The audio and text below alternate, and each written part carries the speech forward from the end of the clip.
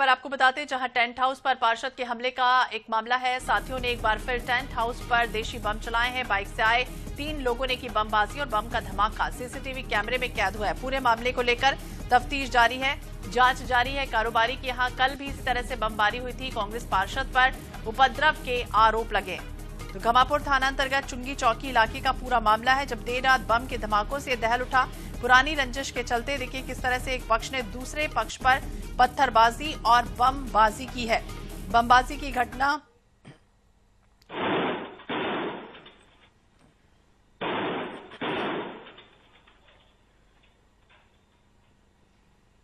तो टेंट कारोबारी के यहां देखिए किस तरह से बमबारी की गई है।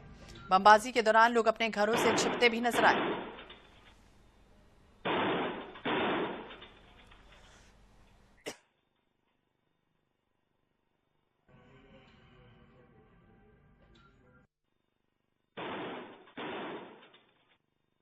बम का धमाका सीसीटीवी कैमरे में कैद हुआ है। कारोबारी के यहां कल भी इसी तरह से बमबाजी की गई थी।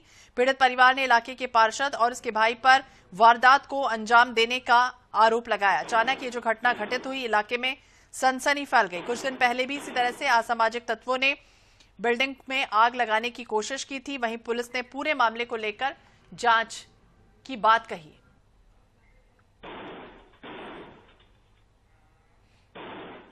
जबलपुर में एक कांग्रेस पार्षद पर एक बार फिर मकान का कब्जा करने का आरोप लगाया। दरअसल हुआ यह है कि थाना घमापुर में स्थित एक मकान पर 10 से 12 युवकों ने जमकर पत्थरबाजी की, जिसका वीडियो सोशल मीडिया पर वायरल हुआ। पीड़ित परिवार ने कांग्रेस के पार्षद जितेंद्र ठाकुर पर आरोप लगाते हुए कहा कि वो मकान पर कब्जा करना चाह रहा है, लेकिन सफल नहीं होने पर उसने इस तरह से तोड़फोड़ मचाई।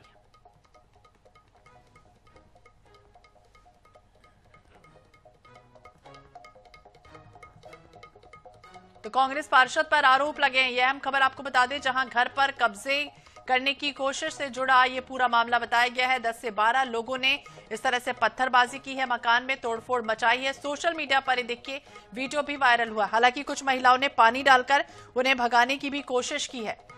तो कांग्रेस पार्षद पर आरोप लगा।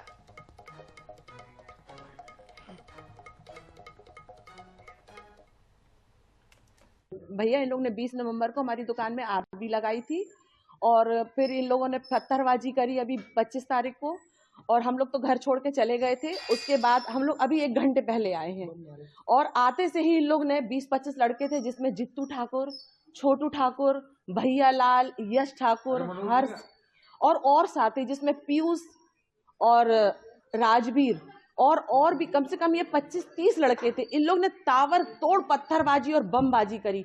हमारी 3 मंजिल बिल्डिंग पूरी क्षतिग्रस्त है।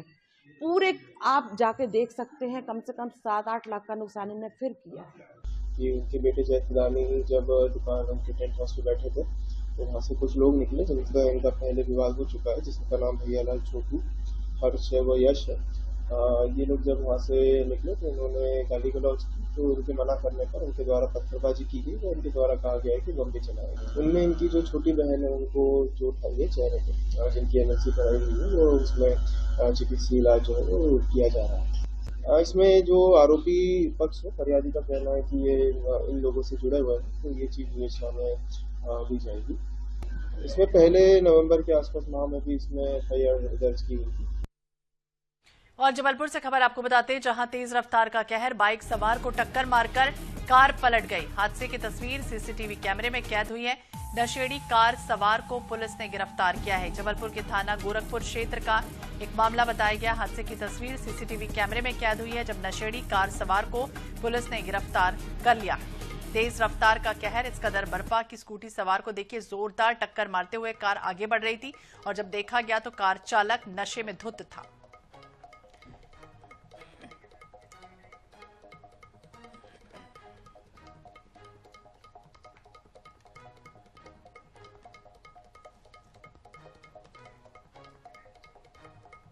तो देखिए तेज रफ्तार का कहर, तेज रफ्तार में कार देखिए आती है और उसके बाद वहां से सामने से एक स्कूटी सवार था और जोरदार टक्कर होती है और उसके बाद कार देखिए आगे जाकर पलट भी गई। नशे में धुत बताया गया है कार चालक। पूरे मामले को लेकर तफ्तीश जारी।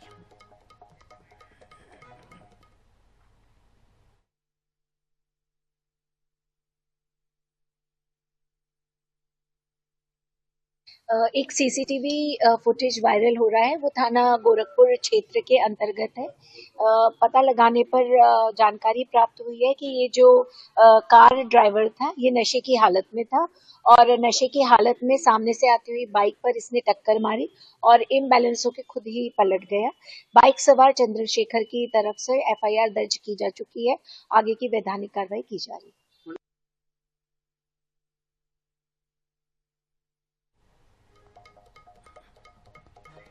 और भोपाल से खबर आपको बताते हैं, जहां युवती का अपहरण कर गैंगरेप से जुड़ा ये पूरा मामला है। युवती से 11 माह तक सामूहिक दुष्कर्म, शराब और नशीली दवा खिलाकर दुष्कर्म से जुड़ा ये पूरा मामला है।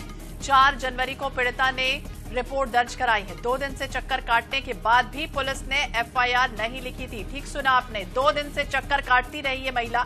पुलिस ने एफआईआर तक नहीं लिखी। अब मामले की जांच कर रही है पुलिस। साक्ष्य और तथ्यों के आधार पर मुकदमा दर्ज किया गया। छोला मंदिर थाना इलाके से जुड़ा ये मामला बताया गया। तो युवती का अपहरण कर गैंगरेप से जुड़ा ये मामला है और अब मामले की जांच कर रही पुलिस। युवती से 11 महीने तक सामूहिक दुष्कर्म किया गया। शराब और नशीली दवा खिलाकर इसके साथ कुकृत्य किया गया। 4 जनवरी को पीड़िता ने रिपोर्ट दर्ज कराई। 2 दिन से वो चक्कर काटती रही। पुलिस ने एफआईआर तक नहीं लिखी। अब पूरे मामले की जांच पुलिस कर रही है। छोला मंदिर थाना इलाके से जुड़ा ये मामला है। साक्ष्य और तथ्यों के आधार पर मुकदमा दर्ज किया जाएगा।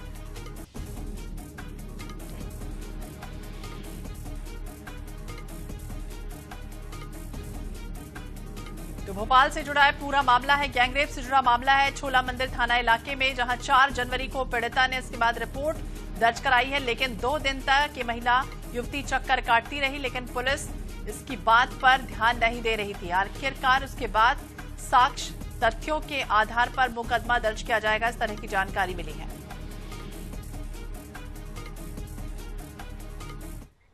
और इंदौर से खबर, जहां बस में शॉर्ट सर्किट हुआ। धुआं फैलने से यात्रियों में अफरा तफरी मच गई। यात्रियों को सुरक्षित बाहर निकाला गया। इंदौर से झाबुआ ये बस जा रही थी। महाराणा प्रताप चौक के पास की घटना है। बेचमा थाना क्षेत्र का ये मामला बताया गया। तो बस में अचानक शॉर्ट सर्किट हुआ। आनन फानन में सभी यात्रियों को बाहर निकाला गया। धुआं फैल गया था, जिसकी वजह से यात्रियों को परेशानी हुई और बड़ा जो हादसा था वो होते होते टल गया।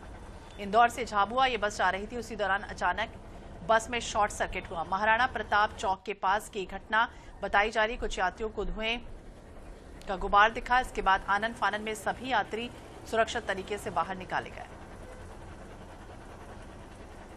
तो बस को साइड किया गया और उसके बाद सभी यात्रियों को बाहर निकाला गया। धुआं अचानक से बस में फैल गया था। अफरा तफरी का माहौल बना। इंदौर से झाबुआ ये बस जा रही थी। उसी दौरान की घटना बताई गई।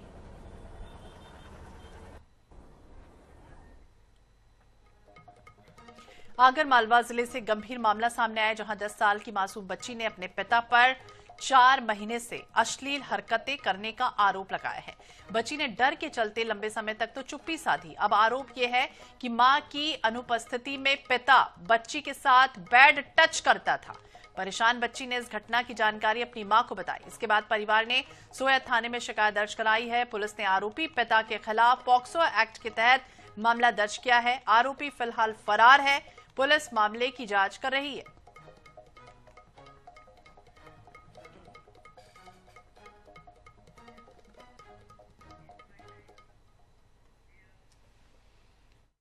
जी, कल एक सोया थाने में एक अपराध पंजीबद्ध हुआ है, जिसमें एक पिता अपनी जो 10 साल से की बेटी है उसके साथ गलत बुरी नीयत से छेड़छाड़ करता था। तो जिस पर थाने पर कल अपराध पंजीबद्ध किया गया है, जो मामला विवेचना में है।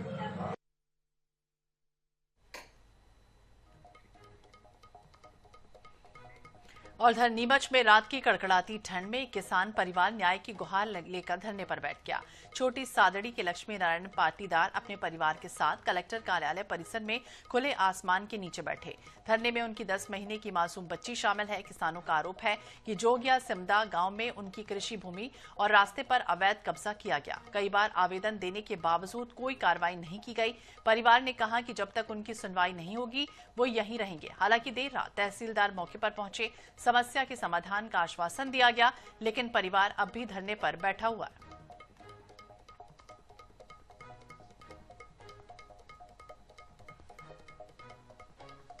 तो तो कृषि भूमि पर दबंगों ने अवैध तरीके से कब्जा किया। शिकायत के बाद भी सुनवाई नहीं हुई। इसके बाद एक परिवार खुले आसमान के नीचे ठंड में इस तरह से बैठा नजर आया।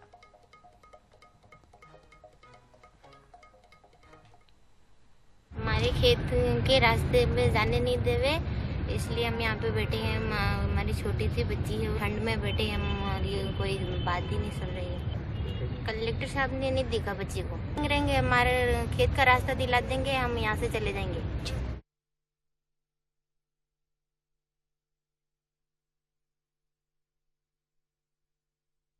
ग्राम सेमारडा ग्रामीण तहसील से आए थे लक्ष्मी नारायण पाटीदार जी। इनकी कुछ समस्या थी। इनका न्यायालय तहसील में भी, तहसील न्यायालय में इनका प्रकरण चल रहा है। रास्ता का है और एक कुछ कब्जा संबंधी है। तो इनका ये था कि प्रकरण तो चल रहा है, लेकिन हमको तो अभी तुरंत ही वो चाहिए कब्जा। तो इनको समझाइश दी है कि जो मुराद संहिता के नियमानुसार उसमें कार्रवाई प्रचलित है और शीघ्र इनका निराकरण कर दिया जाएगा। तो उनको काफ़ी समझाइश दी है और ये उससे अभी संतुष्ट भी हैं और अपने परिवार को घर भेजने के लिए तैयार हैं। घायलों को तत्काल अस्पताल ले जाया गया। दरअसल खेतों पर काम करने के दौरान झाड़ियों में छिपे तेंदुए ने 3 व्यक्तियों पर हमला कर दिया। परिजनों ने कहा कि इस संबंध में वन विभाग को सूचना दी गई, लेकिन उन्होंने गंभीरता नहीं दिखाई और इन घटनाओं के बाद गांव में दहशत का माहौल बन गया। बताया जा रहा है कि क्षेत्र में वनों की अवैध कटाई के कारण जंगली जानवर गांव की ओर आ रहे हैं। इसके कारण इस तरह की घटनाएं सामने आई।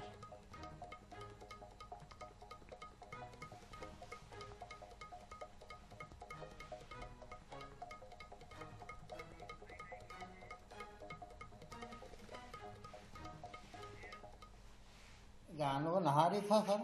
तेंदुआ था? हाँ। कहाँ पर गए थे आप? अब मैं पानी पिलाने गया था गेल को। हाँ।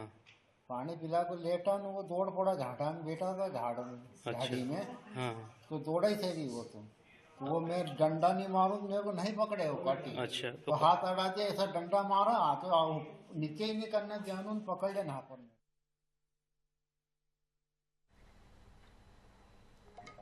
उत्तर प्रदेश के हिल स्टेशन पचमढ़ी में 2026 की शुरुआत के साथ तापमान लगातार गिरकर फ्रीजिंग पॉइंट के करीब पहुंच चुका है। यानी कि ठंडी हवाओं ने ठिठुरन बढ़ा दी है। गाड़ियों की छतों और विंडशील्ड पर बर्फ की परत जम रही है। दुर्लभ और विहंगम दृश्य को देखने के लिए सुबह से पर्यटकों और स्थानीयों की भारी भीड़ उमड़ रही है। रात के समय तापमान में भारी गिरावट दर्ज होने से ओस की बूंदें बर्फ में बदल गई। कड़ाके की इस ठंड के बावजूद पर्यटकों के उत्साह में कोई कमी नहीं आई है। स्थानीय ये कहते हैं कि बीते कई सालों की तुलना में इस साल ठंड ज्यादा है। कलेक्टर ने स्कूलों में छुट्टी घोषित कर दी है।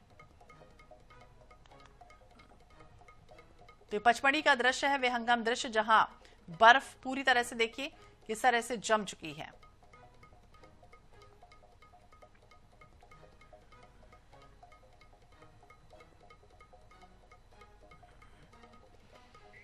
छतरपुर जिले में पारिवारिक हिंसा का एक और मामला सामने आया, जहां सिटी कोतवाली थाना क्षेत्र के चौक बाजार इलाके में पति ने पत्नी की बेरहमी से पिटाई कर दी, जिसका वीडियो देखिए सोशल मीडिया पर वायरल हुआ। वीडियो में बेडरूम के अंदर पति पत्नी के साथ मारपीट करता दिखा, जबकि पास एक छोटी बच्ची रोते बिलखते रोकते नजर आई। बच्ची की चीखें घटना की गंभीरता को साफ दर्शा रही हैं। पुलिस ने कहा है फिलहाल इस मामले में कोई लिखित शिकायत नहीं मिली। हालांकि वायरल वीडियो की जांच जारी है। ये घटना एक बार फिर घरेलू हिंसा और महिलाओं की सुरक्षा पर सवाल भी खड़े कर रही है।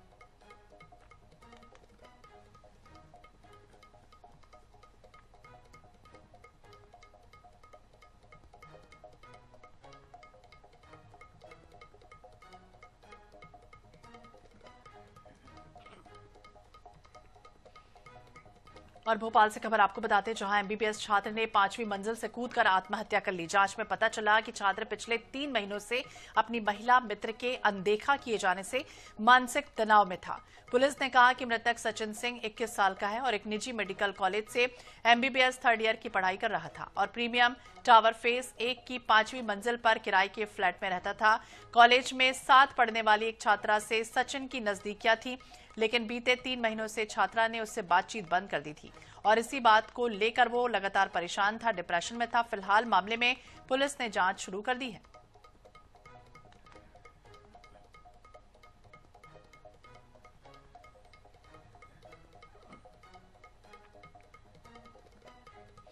मध्य प्रदेश की जेल में अब वरिष्ठ अधिकारी भी सुरक्षित नजर नहीं आ रहे। रविवार को नरसिंहगढ़ उप जेल में निरीक्षण के दौरान जेलर रामशंकर पटेल पर एक कैदी ने हमला कर दिया। हमले के दौरान वो जमीन पर गिर पड़े और सिर फट गया। उनके सिर में टांके लगे।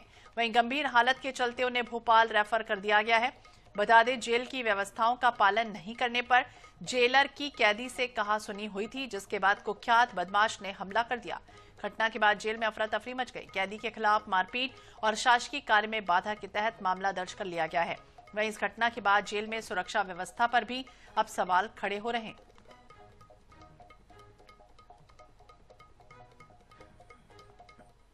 है वो और अन्य स्टाफ सिविल अस्पताल नरसिंहगढ़ आए थे उपचार हेतु, तथा उनके द्वारा बताया गया था कि जेल में कुछ कैदियों द्वारा मारपीट की गई है।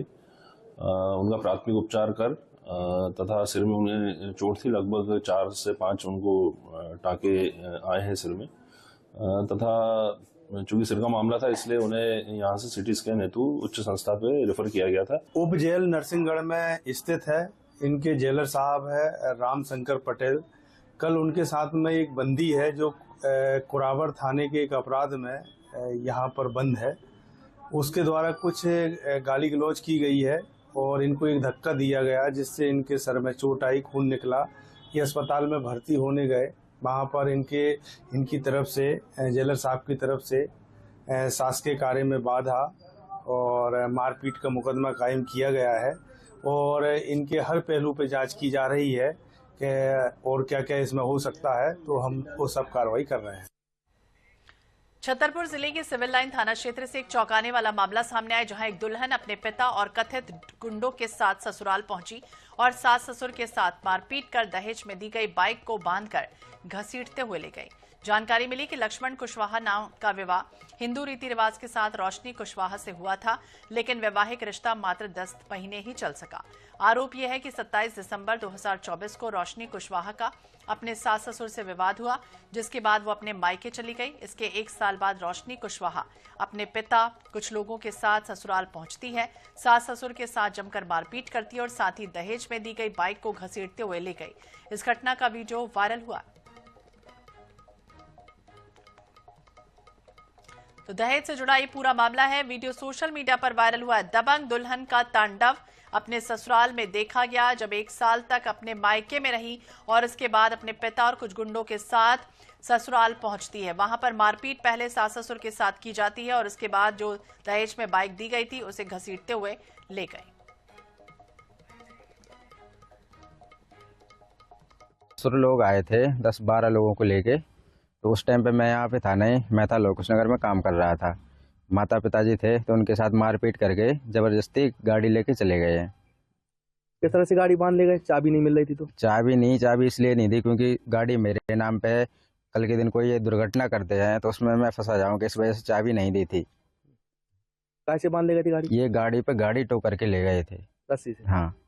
तो उनके पिताजी ने गाड़ी बाहर निकाली, हमें पता नहीं लगू। हम दोनों जने अंदर हते, फिर हम बाहर निकल के देखे सुबह गाड़ी टोटार रहे थे। वे कह रहे थे गाड़ी की चाबी दो, हमारे पास गाड़ी की चाबी ना हते।